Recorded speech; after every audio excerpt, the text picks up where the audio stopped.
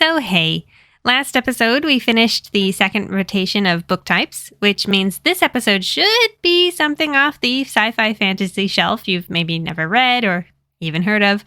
However, I got it in my head that it might be fun to cover some other types of books now and then. This episode, we're mixing it up with School Mermaid, a graphic novel, and my introduction to blood-curdling supernatural horror. Hello, Earthlings and Spacelings. Welcome to the podcast that may be pronounced Fantaji and may be pronounced Fantaji. Who knows?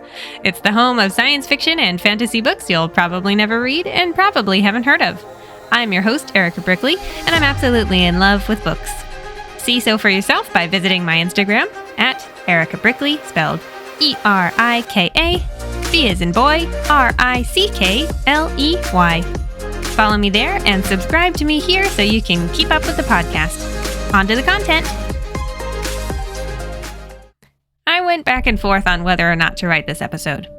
In the end, the deciding factor was the passion I feel for today's book. Let's rewind to 2009 or so, when I was in high school. Japanese comic books and graphic novels were really starting to get popular. I live in America, by the way. You could find them at Barnes & Noble booksellers, or you could look them up for free online. Publishing companies were just getting started on producing translated versions for the overseas market, and they hadn't yet gotten the hang of catching fan translations and scans, so there was a lot of stuff for free online. As a side note, I still have several series from the 90s and early 2000s that were printed backwards for American audiences, since Japanese books go right to left instead of left to right. The characters look like they're all left-handed. They also put a lot of effort into redoing the onomatopoeia in English. They feel like a time capsule from a very particular time in comic media. Let me back up and mention that there are a few different names for Japanese comic books due to various languages being involved as they've grown in popularity. Growing up, I'd call them comic books because that quickly communicated to friends and family members that I was reading something through images as well as text. Once those people understood what I was talking about, I could use the term manga, M-A-N-G-A, like they do in Japan. Though as a kid I said manga, like mango.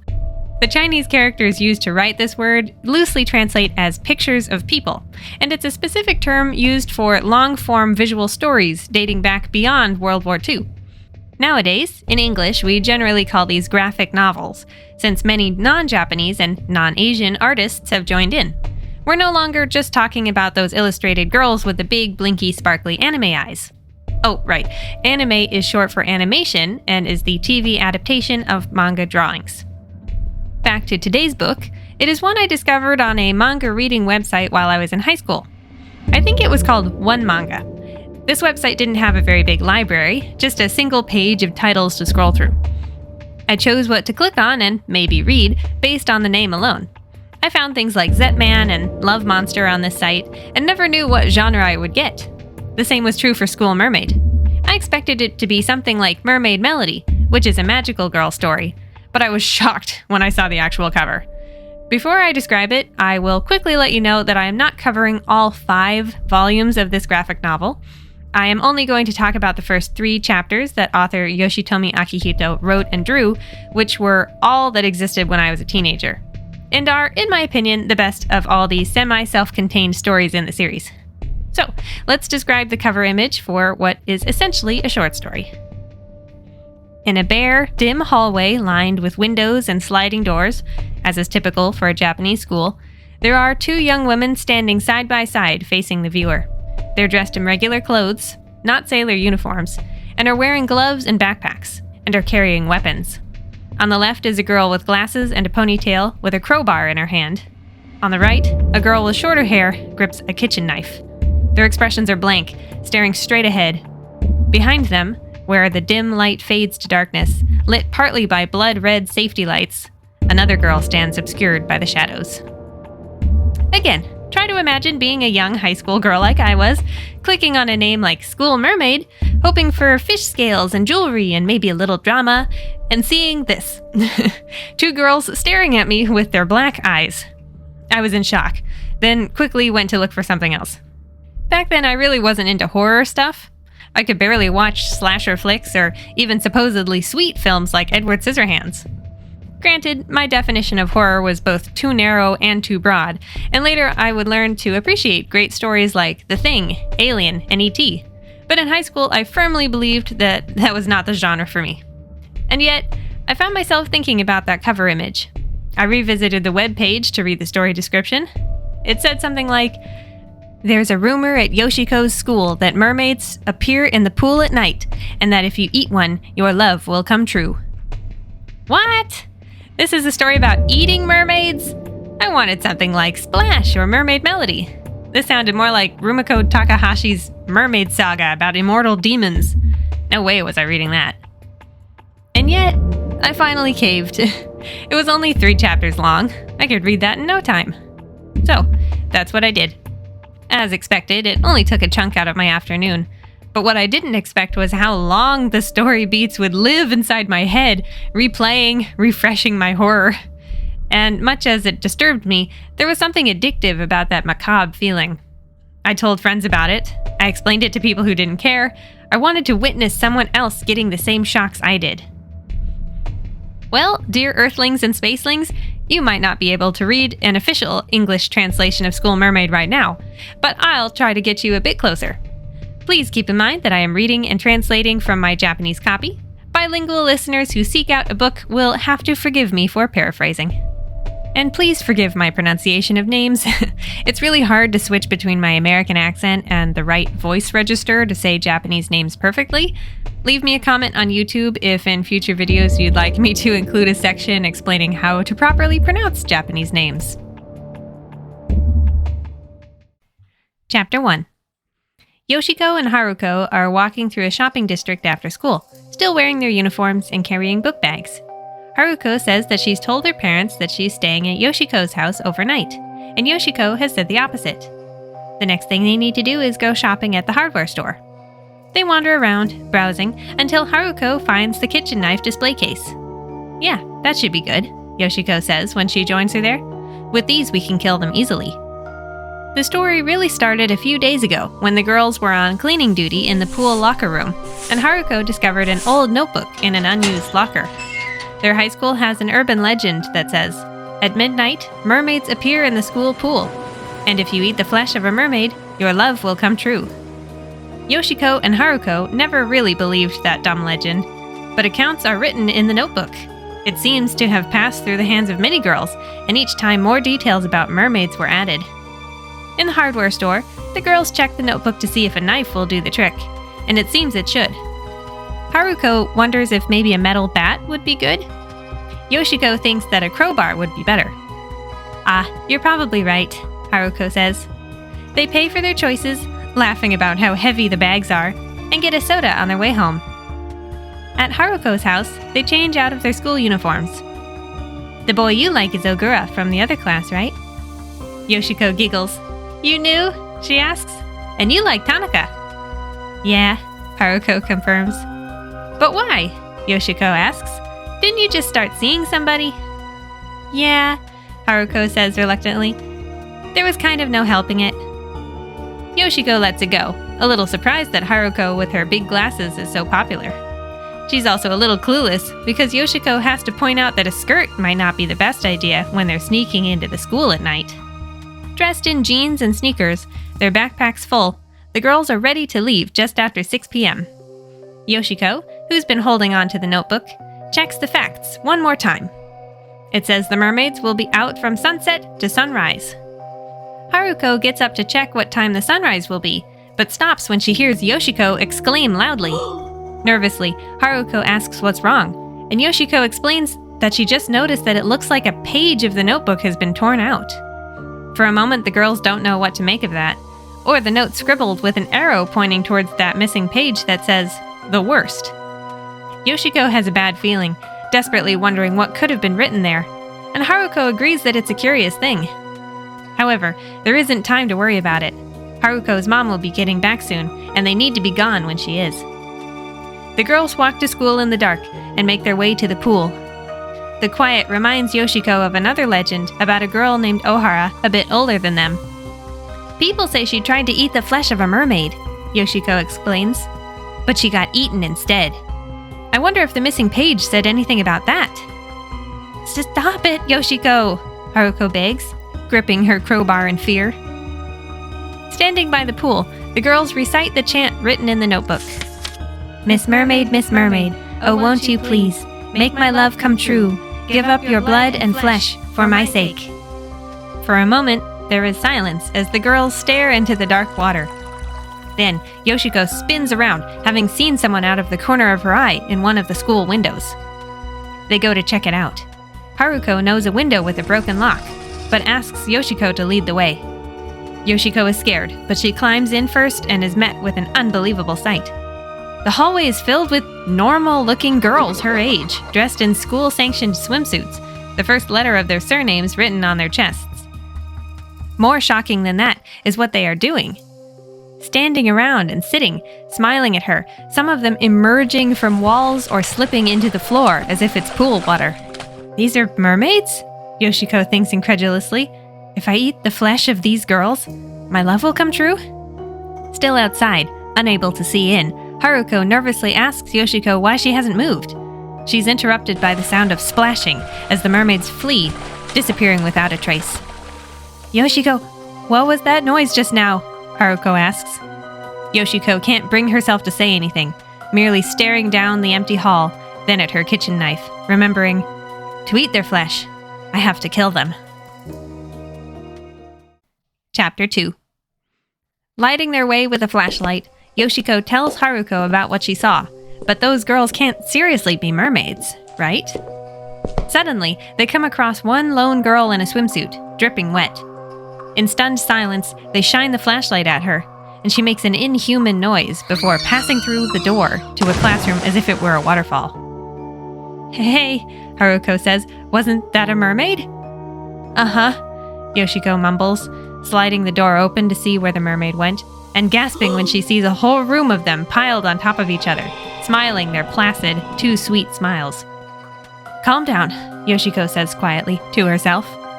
She and Haruko know that what they need to do is find the mermaid with the letter on their swimsuit that corresponds with the boy they like, kill her, and eat her flesh. Yoshiko scans the crowd of girls and spots the one with the O on her chest. That very mermaid dives into the floor with a splash, followed by the rest. They leap through the very walls to race off down the hallway. Yoshiko is about to chase after the O mermaid, since the boy she likes is Ogura, but Haruko stops her. I'm first, right? She cries. Didn't you say you'd help me with mine first? Surprised by this outburst, Yoshiko reluctantly agrees, and they run after the T mermaids instead. There are 3 of them, and they sprint and dance around with delight while Haruko chases after them like a madwoman. Yoshiko struggles to keep up with her. Sweating and panting, Haruko throws her crowbar at the mermaids, but they make an acrobatic dive downward, and the crowbar skitters across the wet yet not wet floor. Yoshiko catches up to where Haruko is bent over, trying to catch her breath, cursing to herself. This one and that one, she pants. They run away so fast. Come on, Yoshiko. Are you even trying? It's already about 3 o'clock, Yoshiko says. This is impossible, and I'm tired. Why don't we try again another time? For a moment, Haruko doesn't respond. The dim light catches her glasses, obscuring her eyes, but not her frown. I came because I want to go out with Tanaka, she says quietly. There are 3 T mermaids. It doesn't matter which, just help me catch one. As Haruko walks away, Yoshiko tries again to protest, but just then several hands come up out of the floor. Yoshiko is grabbed and pulled down into the strange wetness of the floor, screaming for help as she splashes and chokes. The mermaids laugh in their squeaky, animal-like way. Looking up at Haruko for help, Yoshiko can hardly believe it when the other girl, stone-faced, says, I don't have much time, you useless girl. Yoshiko continues to scream as her head goes under, then as her feet swing in open air. A moment later, she plops down on the floor below, soaked and coughing and hacking up water that shouldn't be there. Another mermaid approaches her, and she backs up in fright. But then she realizes that it's someone she recognizes.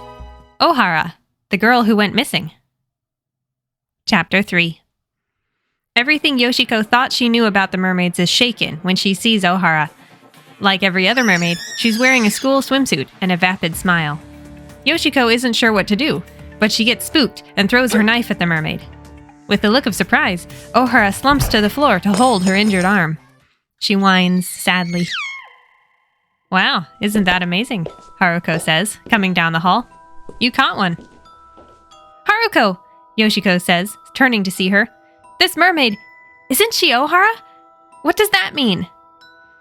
Obviously it means she turned into a mermaid, Haruko says coldly. You know, I used to come to the school a lot at midnight, but I never saw a mermaid. I didn't have that notebook. Then one day, I saw Ohara at school. She stood by the pool and chanted. She had the notebook with her. Then she did some really strange stuff, chasing things I couldn't see. But it seems like she didn't manage to catch any of them. At sunrise, she disappeared, leaving behind nothing but the notebook.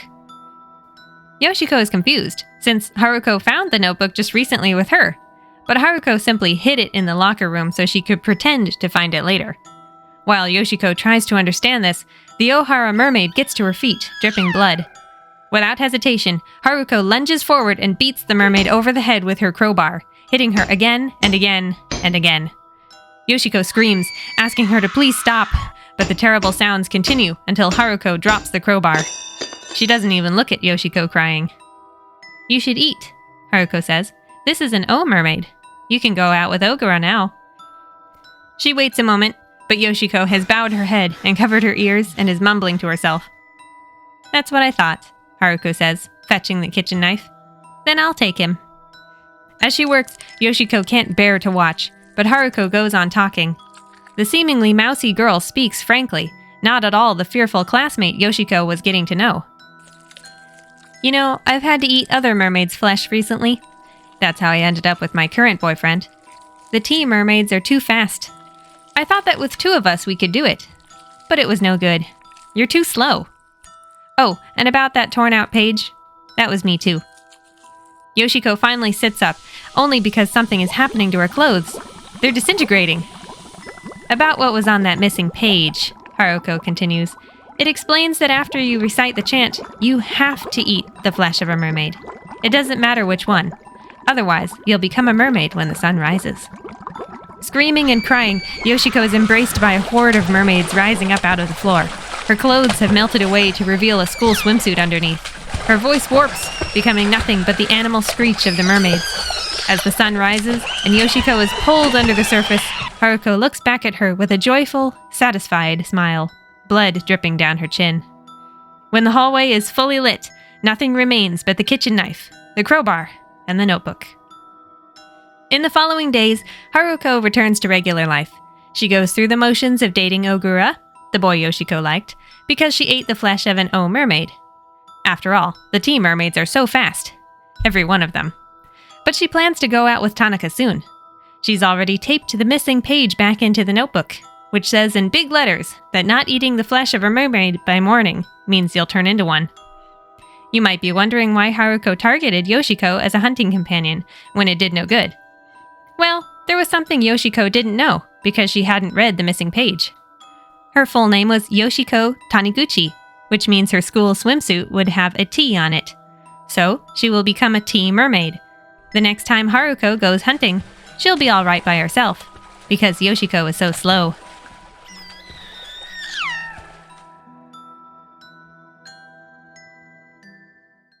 The end. I don't know about you, but when I was a teenager, I was completely devastated by this ending. Not only was I terrified by Haruko's evil smile at the end, which is brilliantly and minimalistically drawn, I was squirming in my chair at the thought of her picking Yoshiko out for the purpose of killing and eating her. I would feel a little silly getting so worked up over a comic book, but based on videos from Super Eyepatch Wolf and Joey the Anime Man I've seen, I don't think I'm alone. If blood on the tracks and drip drip can mean a lot to those guys, then I think I can gush about this one. Forgive me for not playing our favorite game this episode, since the cover was drawn by the same artist who wrote the story. I'll just say that I absolutely love the cover image at the beginning of Yoshiko and Haruko's story, while the cover drawn later for the compiled manga volumes, it's a bit on the nose. The colors are warmer, less scary, and some of the later scenes get spoiled if you see volumes 2 and beyond. I will go ahead and spoil some stuff for those of you who will never read this manga, but I won't yet, so you have time to click away. Let's get a little background info on this manga, shall we? Yoshitomi Akihito's School Mermaid series began publication in 2013, although the original 3 chapters came out a lot earlier since I read them while I was still in high school, before 2011.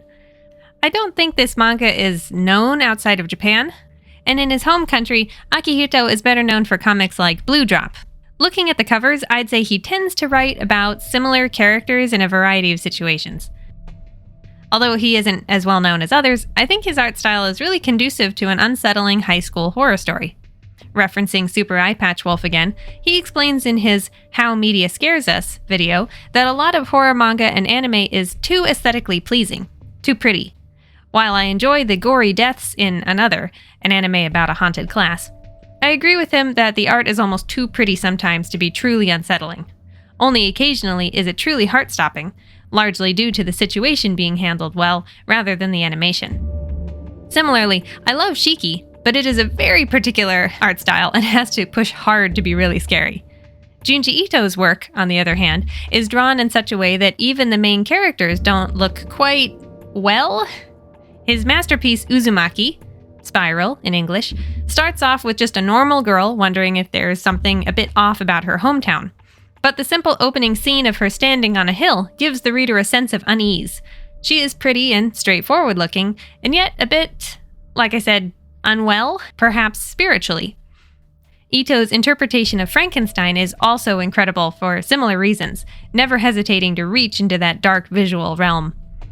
Akihito's artwork is not as disturbing as Ito's, let's be clear about that, but he does capture something about life in Japan that is very specific. As of 2023, the majority of people there are ethnically Japanese or East Asian. Unlike anime characters, they tend to have a similar type of face, similar eye colors, and similar hair, and Akihito's style in School Mermaid reflects that. These are normal girls at a normal school investigating an urban legend on the off chance that they'll get to go out with their crush. While Akihito is a man writing about lots and lots of young women, I have to give him props for writing something that I think would be appealing to teenage girls, not just straight men wanting to read about ladies in swimsuits. It's not at all eye candy, and the characters are all different and thought out. The sexiness is kept to a level that mostly feels conducive to the story and is confined to the mermaids, adding to how strange they are. Their little smiles, their acrobatics, their habits of lying about draped over each other. It's almost like a parody of an anime beach episode. There's a stark contrast between the mermaids and the girls chasing them. Notably, the sailor uniforms worn by high school girls like Yoshiko and Haruko are simple and innocent rather than drawn to be sexy or overly cute. They look like real uniforms, not something out of a magical girl anime or a shonen battle show. They wear a white collared blouse, a black sweater vest thing, a black skirt, a simple ribbon bow, high socks. The girls actually spend very little time in their uniforms, changing into regular clothes they can run around in while hunting mermaids. And since these are meant to be realistic people, not tall, waifish, yellow-haired anime girls, it adds to the surprise of seeing the mermaids for the first time. They really are just normal-looking girls in swimsuits, aside from their inhuman voices and expressions. It's even pointed out in a later volume how different they are from expectations. Akihito going so far as to draw a bedazzled mermaid with a fishtail, who someone is imagining. In Japanese, mermaid is ningyo, which is written with the kanji characters for human and fish. He really had a good time coming up with his own interpretation of a fish person. Something I find really interesting about School Mermaid, aside from what I've already said, is that there are very few guys in it. Considering that these girls are committing what may or may not be murder for the sake of these boys, it's funny how we don't even know what most of them look like. They are objects for winning, which again feels like intentional commentary. For example, we only know what Yoshiko's crush, Ogura, looks like because Haruko goes out with him briefly at the end of Chapter 3. And in a later chapter, we know that a boy called Morita plays soccer. It's not until a much later story that we really meet any male characters. And that's because the girls who like them really like them as people, not just as a cute boy crush. These characters are in love with the idea of love, and they chase it with animalistic ferocity when they get the chance. As we see with Haruko, they're willing to sacrifice each other in the name of this so-called love. These are stories about raging hormones. All the characters have extremely feminine names. That's true for all 5 volumes, and each story is named something like, in the case of Yoshiko and Haruko. In Japanese, names ending in ko usually are written with the Chinese character, or kanji, for child, and this creates a very youthful feminine name. For example, Haruko is literally written as spring child. There's also Yoshiko, Yuko, Nobuko, Toshiko, Mariko, Keiko, and Noriko, among others in this manga. The girls who don't have names like this are named things like Naomi and Misaki, which are also written with classic kanji like beautiful. One story features a character called Kaori, and the next has a girl named Saori. Another girl is called Sakura, or cherry blossom. Basically, Akihito chose the Japanese equivalents of Jessica, Jenna, Sarah, Laura, Emily, Emma, and Olivia, or whatever names are really popular these days. Also, there are random silhouettes of girls who don't appear in the stories on the back cover of each volume, suggesting that there really are a lot of girls who have tried this, adding to the number of mermaids in the school. What I think we are meant to take away from this is the fact that these are completely normal girls who are capable of hunting mermaids, almost interchangeable. This simple fact is scarier than the mermaids themselves most of the time. These girls would have lived entirely average lives if the notebook never fell into their hands. In a more mundane way, it reminds me of a famous series called Death Note, whose genius main character has the capacity to become a force for good, a great detective like his father, but easily slips into a dark god when he's given the power to kill anyone he chooses. The motivation is good, love in the case of School Mermaid and justice in the case of Death Note, but the artificial pathway to their goal is warped and strewn with the bodies of the innocent. At this point, I'd like to do a bit of an overview about the rules of this urban legend and summarize a few other stories, the ones that were written for the bound volumes sometime after Yoshiko and Haruko's story. To start with, we know there is a mysterious Western-style notebook floating around.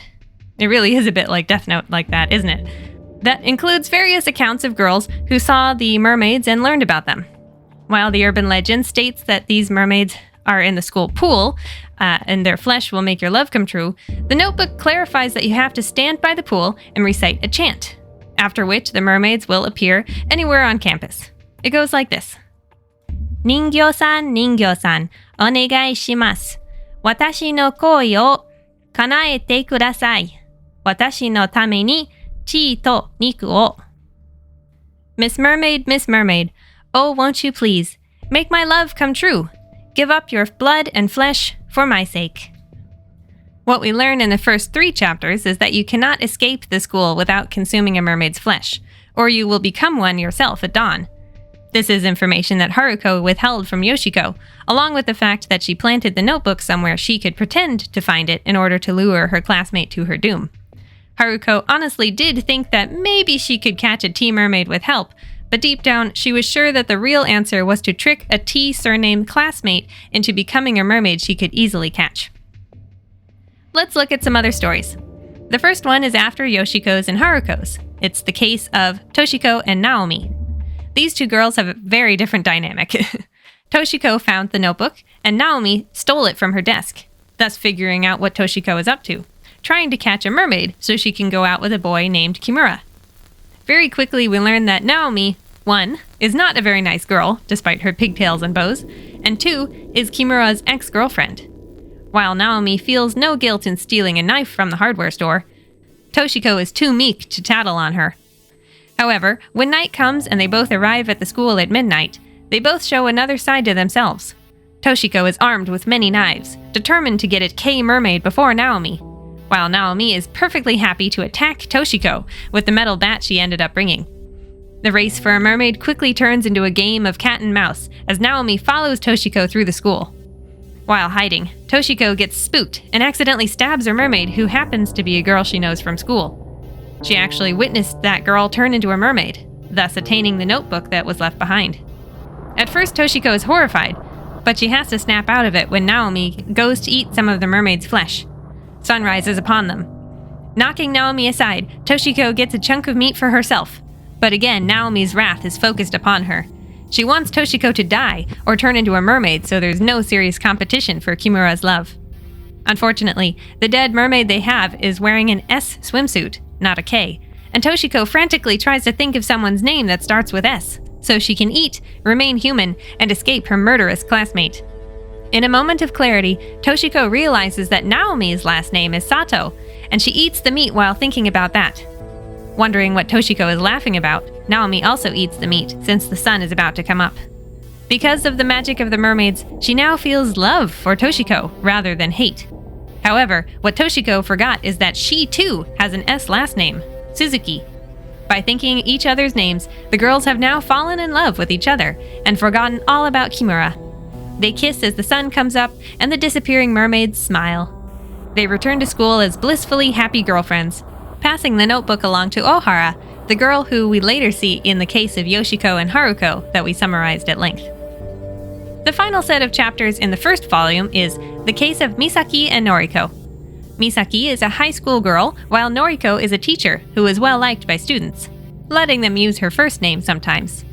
Misaki got the notebook from her friend in another class, who now has a cute boyfriend, and she shows it to Noriko-sensei in the hopes that the older woman will go with her to hunt mermaids.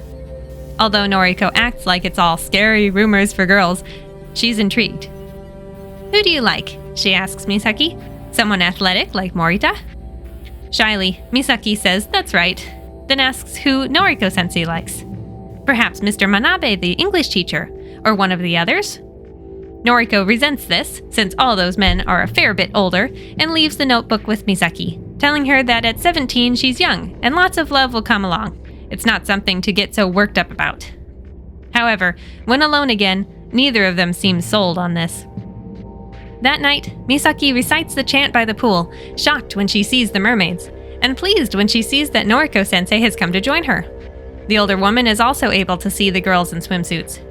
According to the notebook, any damage done to the school repairs itself at sunrise, so they break in to chase after the mermaids.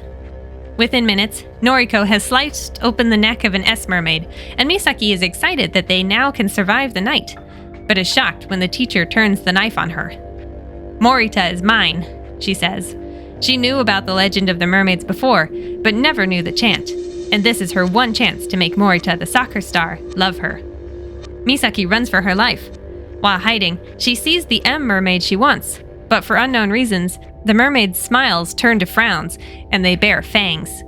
Now Misaki is running not just from her teacher, but from the mermaids she was supposed to be chasing. The notebook never said anything about this.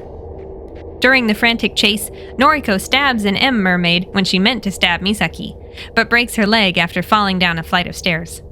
Nevertheless, she catches up with Misaki just as the younger girl is about to eat a chunk of meat, right before the sun is meant to come up, and wails like a baby when Misaki is able to shake her off and eat it anyway.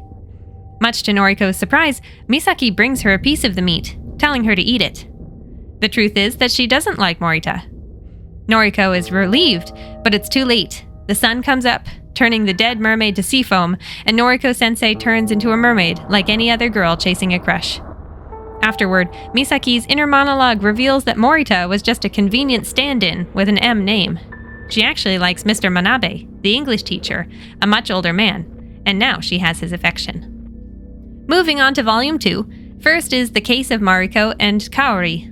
This is a shorter one about two friends. Mariko has been trying to distance herself from Kaori, who is always doing things for her, so she doesn't want to go hunting mermaids when Kaori suggests it after getting instructions from her old friend Haruko. It doesn't help that Goda, the boy she likes, prefers Kaori over her. However, her curiosity gets the best of her, and she shows up at the school that night. Kaori is already there, carrying a dead mermaid that Mariko is able to see after reciting the chant, and convinces Mariko to eat a chunk of meat so that she can go out with Goda and not turn into a mermaid. Mariko does so, but this triggers her anxiety about leaning on Kaori all the time, and she shouts at the other girl to stop interfering with her, running away. Kaori goes after her, but just then the sun rises and she turns into a mermaid, disappearing. Evidently, she didn't eat any of the meat she worked so hard to get for Mariko. The next night, Mariko recites the chant and goes looking for Kaori, but when she finds her, the mermaid Kaori pushes her away, picks up her knife, and slices a piece of her arm off, holding it out to Mariko with that same sweet mermaid smile. Rather than eat it, Mariko wraps a handkerchief around the wound and chooses to stay there with Kaori until the sun comes up and they become eternal mermaids together. Next is the case of Yui and Saori. I really like these chapters for the clothes, since each girl is dressed differently for comfort, be it a skirt and sweater or jeans with a zip-up hoodie. Saori is a pretty but common-looking girl, while Yui is beautiful with long hair and floating grace.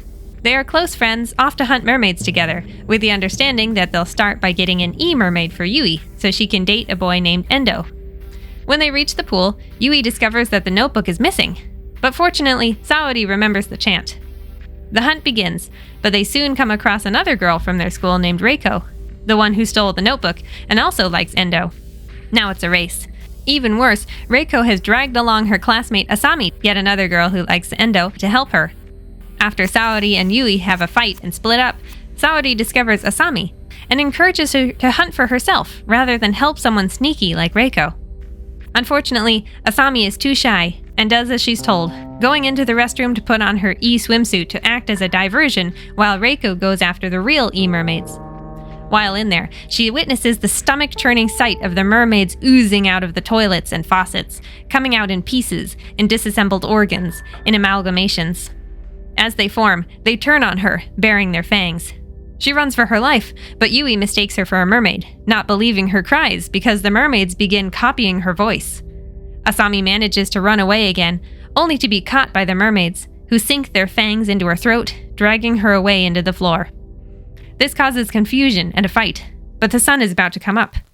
Saori tells Yui and Reiko that she killed an e-mermaid, and the other two girls rush to be the first to have a bite. Saori sits back, tired of always helping Yui. The girls battle it out, swallowing their pieces at the same time. Only the next school day will reveal the winner. In the schoolyard, Yui, Reiko, and Saori all see each other, then Endo. First, he walks past Reiko, then past Yui, and comes to a stop in front of Saori. Her inner monologue reveals that she manipulated everything, making sure Reiko got the notebook so Yui wouldn't be the only person after Endo, having never realized Saori liked him too. She even tricked Yui and Reiko into eating flesh from the wrong mermaid, drawing a line on the swimsuit of the F mermaid she killed to fool them. Unfortunately, the E mermaid that she caught while the others were busy happened to be Asami, the girl who was dragged away. Endo reveals that until recently, Asami was the girl he liked, but suddenly he realized how much he likes Saori. In the case of Hidemi and Nanae, we find ourselves at a different school with more classic school uniforms. Hidemi is an outcast, labeled as a delinquent by her peers, and she pushes away her handsome, popular childhood friend Taizo so he doesn't get ostracized along with her, though she secretly really likes him and is sad to see him walking with another girl after school. Out of nowhere, the school nurse, Miss Suzuki, comes asking about who she likes, offering her the secret to seeing the mermaids in the pool and having her love fulfilled. Tempted, Hidemi recites the chant on a whim, but quickly storms off because the whole thing is stupid, only to see girls in swimsuits standing around watching her as the sun sets. Miss Suzuki catches up, and only now explains that Hidemi will have to eat the flesh of a mermaid, not only to make her love come true, but also to avoid turning into a mermaid herself. On top of that, she is thinking of going after a mermaid too, so that she can seduce the boy in question. Hidemi tries to leave, but is thrown back by an unseen force at the front gate. Still, she can't bring herself to go along with this, thinking of Taizo's sweet smile. Much to both her and Miss Suzuki's surprise, the mermaids suddenly stop smiling, turn scaly, and slash at her with their claws. A new chase starts as the monsters try to catch her, though Hidemi is athletic enough to kick and punch her way through them. Miss Suzuki, though startled by how the tables have turned, is still in the game and comes after Hidemi with a knife. However, in the struggle, Hidemi gets away while Miss Suzuki's mouth gets slashed. Hidemi goes to her classroom to wait for the sun to come up or for the mermaids to kill her, writing a big love note on the board for Taizo to see when she's gone. The mermaids watch her cry and, frowning empathetically, do nothing as they disappear into the sunrise. Hidemi wakes up later in the nurse's office, with Taizo by her side. She survived the night. Everyone has seen the love note, and he tells her that he likes her back. Meanwhile, Nanae Suzuki has disappeared, gone off to buy a new notebook, write the rules of the legend inside it, and give it to the unsuspecting girls wearing the uniform of a school we're familiar with. She's dressed in a hat, coat, and face mask, hiding her scars. I will cover one more story, one that encompasses the final 3 volumes. The case of Shinobu and Sakura is similar to the others at first. 2 friends are headed to the school to hunt mermaids, having gotten the notebook from a friend who was successful. However, Shinobu claims not to like anyone, while Sakura refuses to reveal her crush. Both are a bit suspicious of the other for this reason. When the time comes to chase the girls in swimsuits, Sakura admits that she needs a Y mermaid, and Shinobu is off.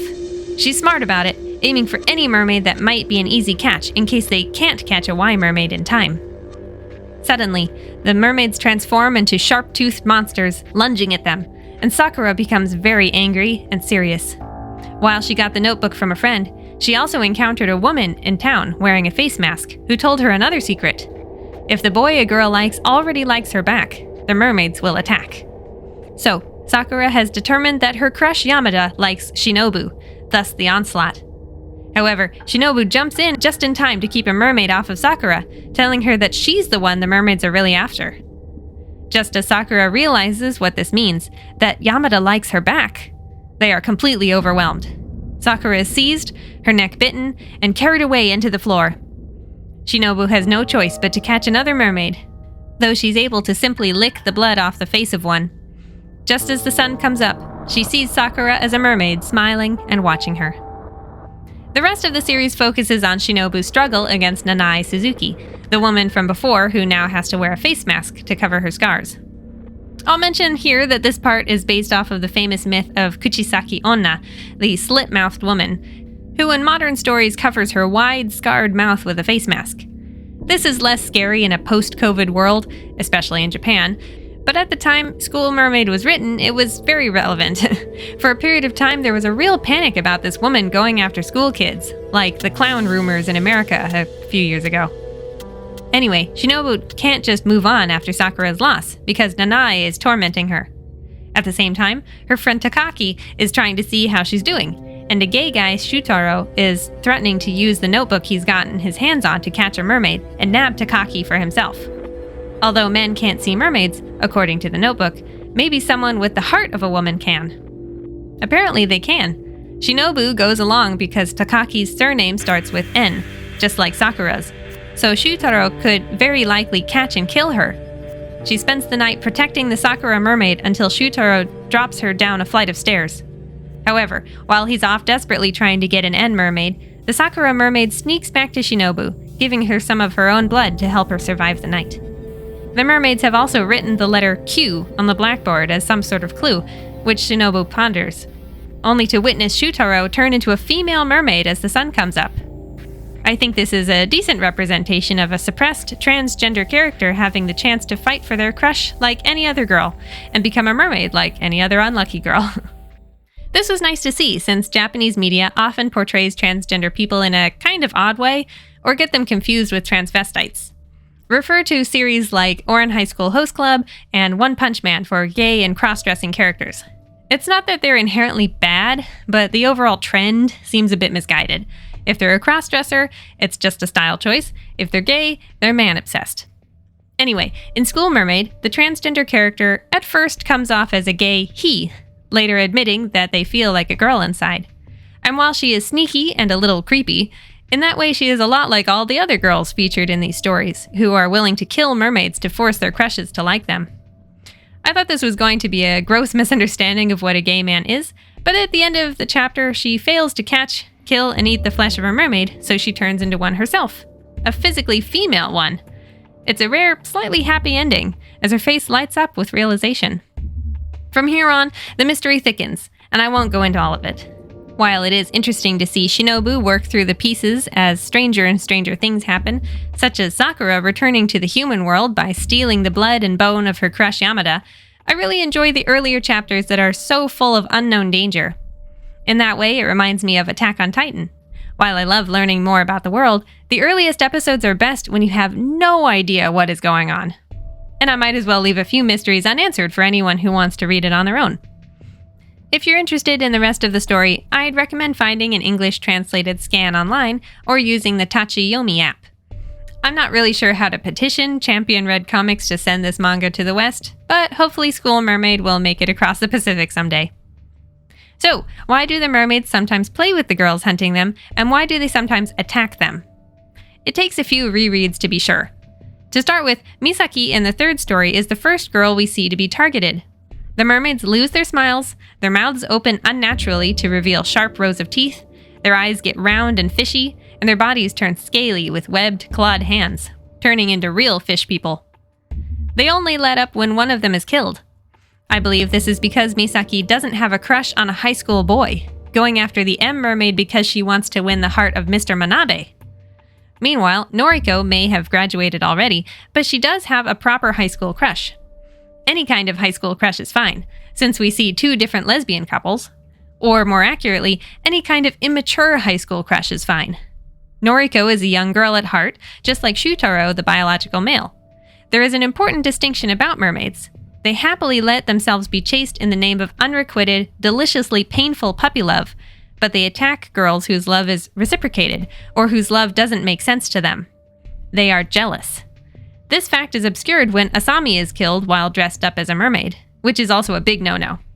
In another story, when Hidemi gets attacked, much to Nanae Suzuki's surprise, it is definitely because Taizo likes her back.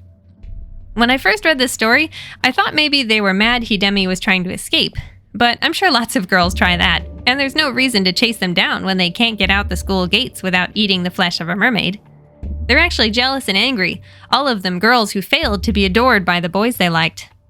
What sets Hidemi apart is the fact that she never tries to catch a mermaid, that she simply waits for morning.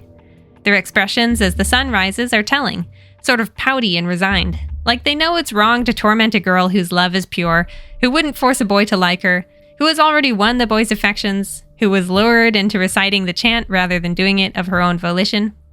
Hidemi was willing to sacrifice herself rather than rope Taizo into a false relationship, not yet knowing he felt the same way. I'd hazard a guess that Nanae Suzuki targeted Hidemi because she's seen as a bad girl who the popular guy couldn't possibly like back. She's probably always enjoyed going after desperate girls with no chance, but this time there really was a chance, so she witnesses the mermaid's wrath for the first time. Sadly, she doesn't stick around to learn about their compassion. I love School Mermaid. It opened my mind to what horror really could be. A vehicle for terrifying ideas, fascinating visuals, and genuine moments of tenderness in a dark world. I know a lot of people think creepy children are the worst thing out there. The twins from The Shining, the girl from The Exorcist, the boy from The Good Son. But personally, I find teenagers much scarier. Rather than being pure beings possessed by evil or harboring evil, they are already volatile by nature. They're impulsive, they're strong-willed, they're not yet fully aware of consequences or the life ahead of them. They easily become addicted to feelings of love, excitement, disgust, anger, and sadness. Everything seems to crumble around them when a crush doesn't like them back. Thematically, and sometimes stylistically, School Mermaid is a lot like Rumiko Takahashi's Mermaid Saga, while following a popular Japanese horror plotline that uses rumors or objects to carry the story from character to character. The Ring used this tactic by way of a video that is passed around and brings ghosts, misfortune, and death to each watcher. Curiosity killed the cat, that sort of thing. Many urban legends have been turned into horror films in Japan because contagious misfortune is a very popular trope. Bloody Mary-style vengeful spirits are definitely a favorite subject there.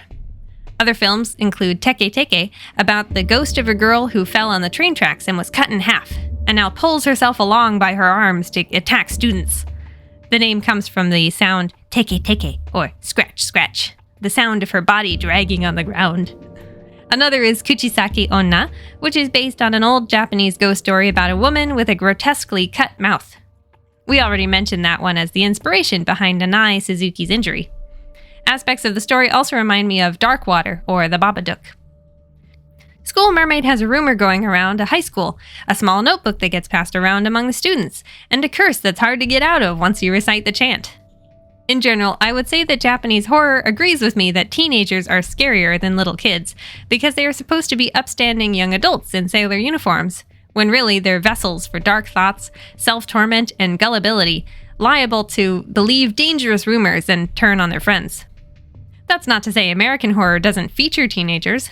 I especially like the movie Scream for poking fun at tropes, while also crafting a compelling mystery, with the real villain having little to no good motivation for their actions beyond a heightened sense of self-worth and intelligence that they think will keep them out of trouble. I just think that too often we hold up demon children as a prime example of horror, when teenagers are far more capable of doing harm in real life.